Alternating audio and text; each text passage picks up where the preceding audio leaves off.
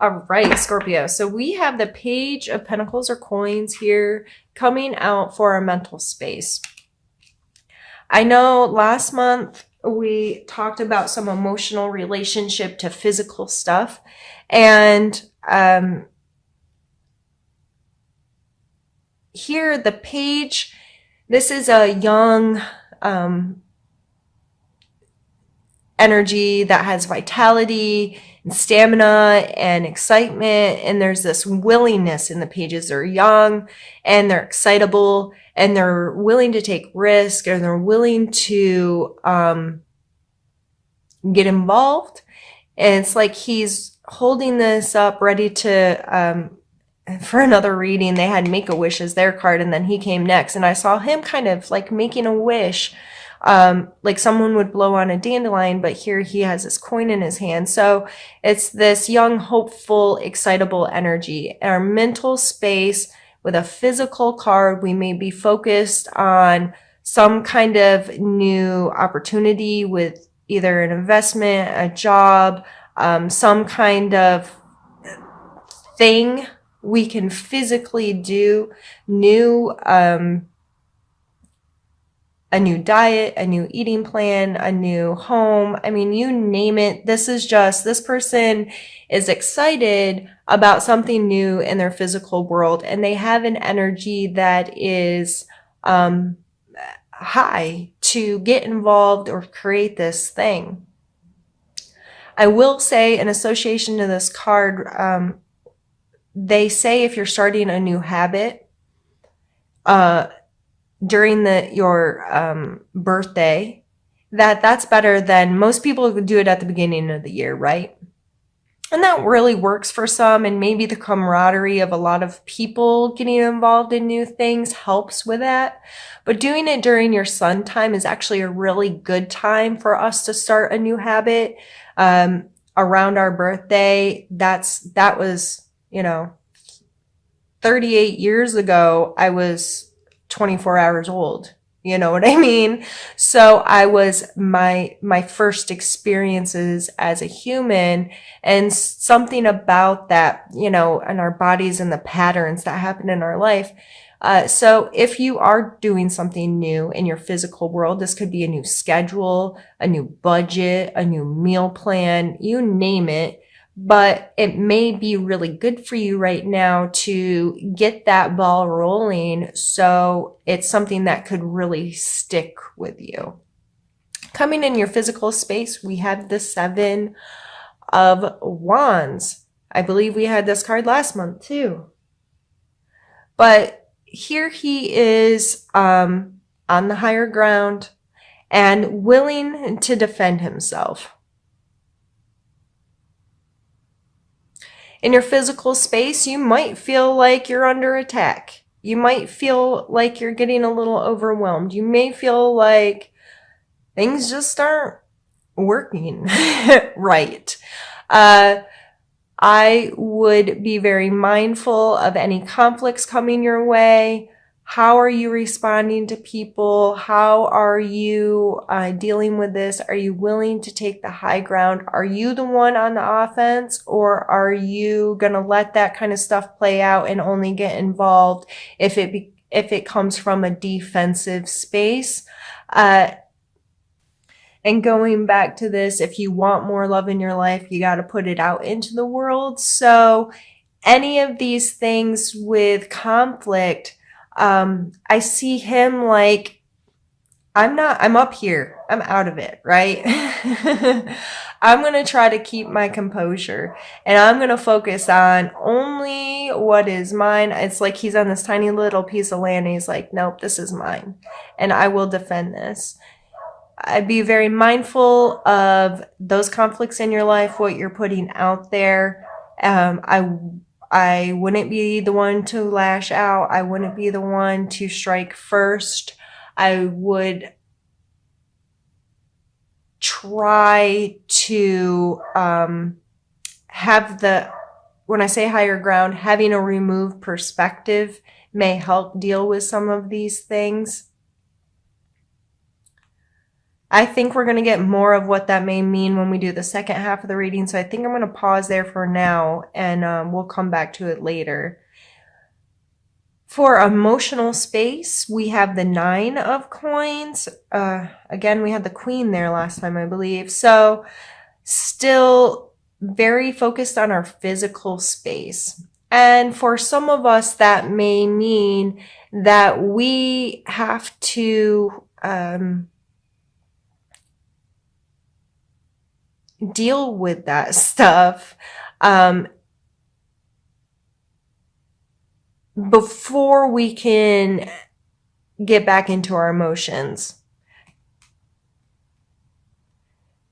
So she feels very comfortable in her space. She's obviously put a lot of time and effort and work, and she has created a really beautiful garden for herself that she seems to be very much enjoying. So emotionally, we may feel like, okay, we've really put in the work here. And you may be feeling really, really good about yourself. So now that you've kind of created that space, if last month you were able to deal with some of, I think we talked a bit about clearing out some old stuff or reevaluating your emotional attachments to your physical world. If we've done that and we're now in a place like, okay, I cleaned out some of the old and I've beautifully displayed what I have. Now I'm feeling like, okay, I'm getting it together, right?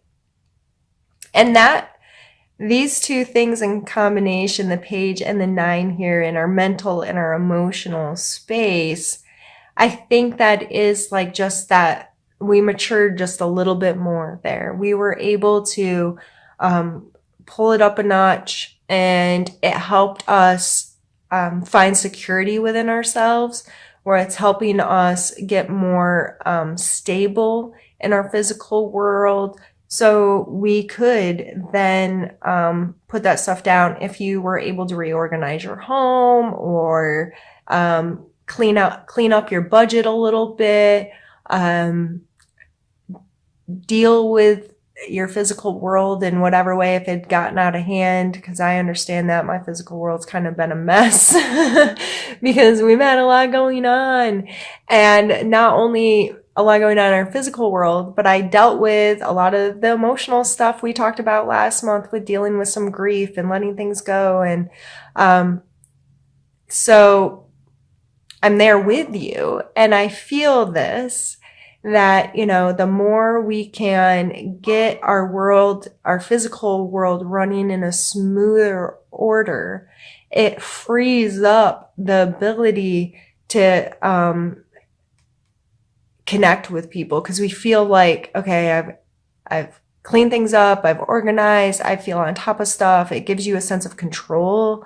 A lot of times it can give us just, I said security already, but it does. It can help us feel more secure.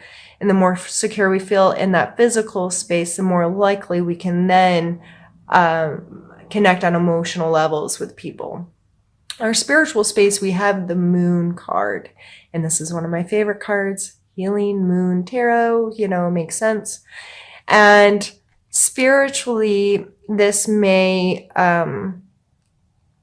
be calling on our intuition. It is our birthday time, and we are Scorpios who are extremely intuitive anyway. This is represented here in us maybe listening to that a little bit more, being a little bit more aware of it, spending time processing it, spending time looking for it. If you do feel you are intuitive in some way, what is your relationship to that? Does it make you comfortable or uncomfortable? Because I know from experience that it can make us feel uncomfortable. Sometimes it's like, why do I know that? Or why do I feel that way? Why is that my response to this situation? I personally recently woke up in the middle of the night and got in my car and drove somewhere because I knew something bad was happening. I hadn't spoken to anyone. I didn't have any reference. But I knew something was wrong. And I trusted myself. Now, should I have gotten in my car and driven somewhere? I don't know. That was maybe a little silly. But I knew in that moment and I trusted in that moment that I was right. And I was right. And it was uncomfortable and upsetting to an extent and whatever. And it caused me to have to deal with some stuff. But, I trusted for whatever reason that I woke up at, Lord knows, middle of the night, 3 something a.m.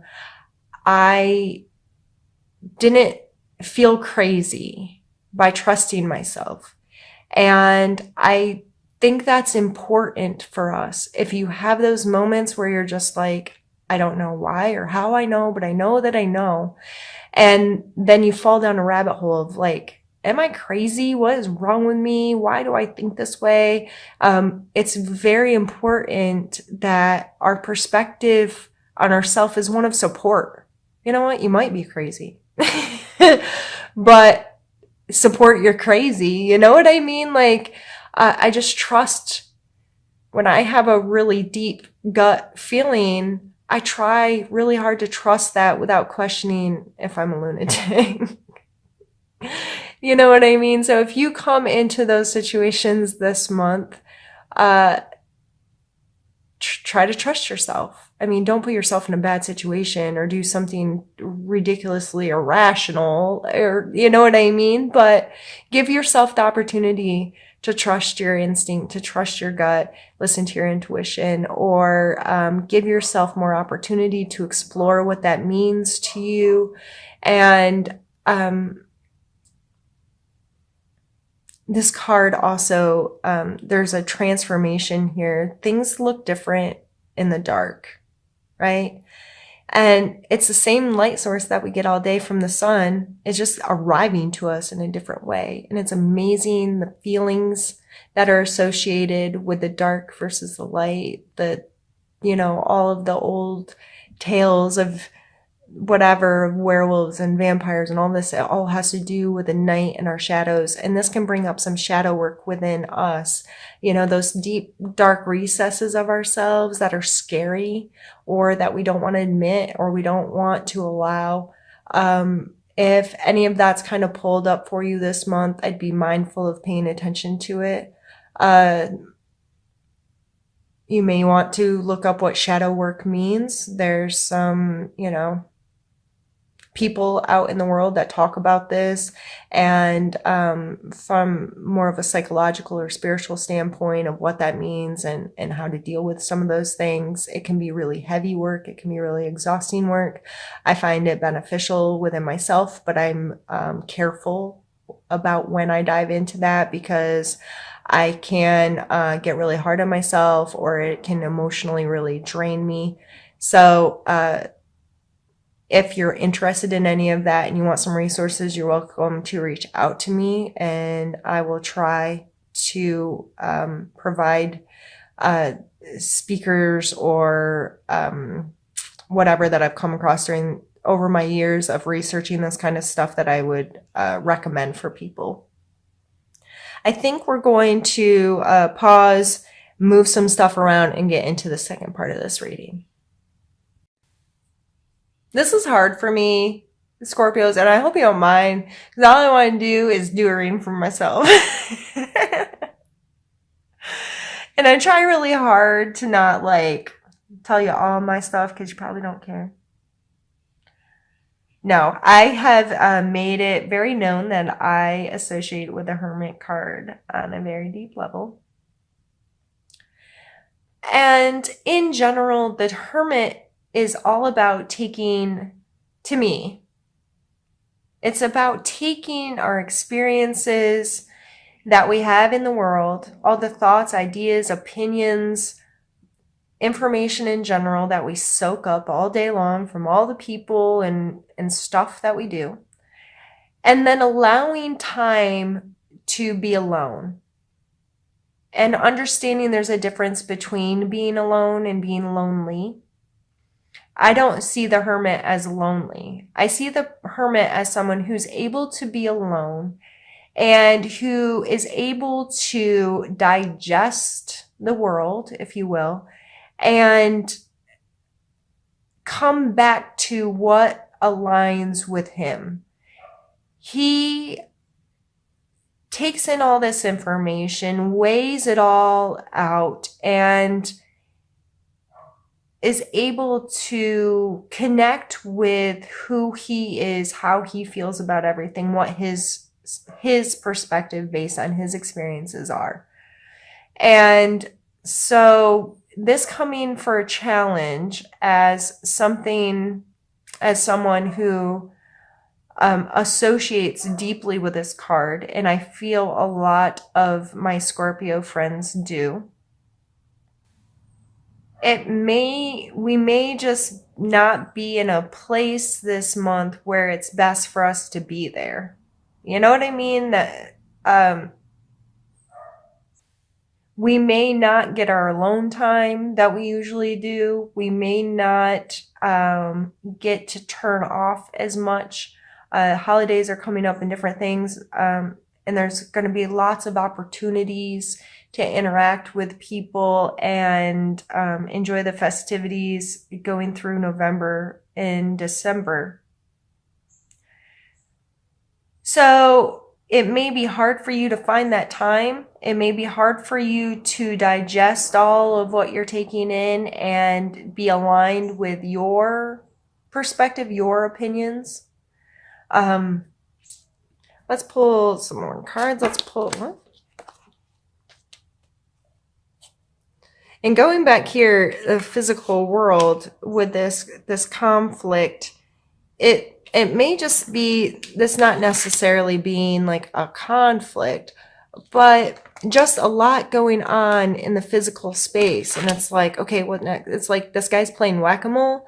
I don't know why I just saw him like that, but there's just life gets busy. There's a lot of people, everybody's putting in their opinion. There's lots of ideas of what needs to be done.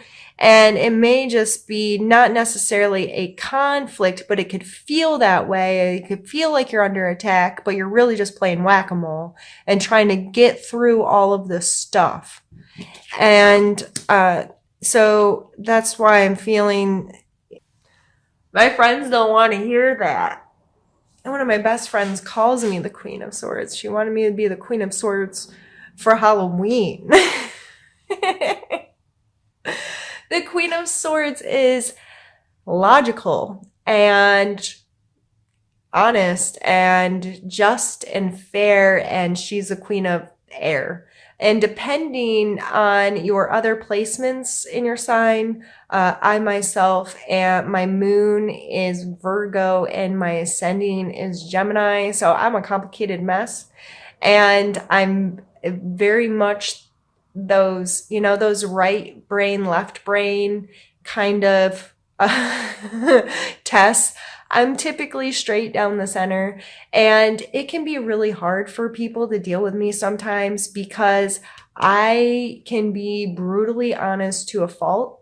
And because of my emotional awareness and how I tie things emotionally to everything and I recognize patterns, I can be very mean without meaning to be mean. It's like I know how to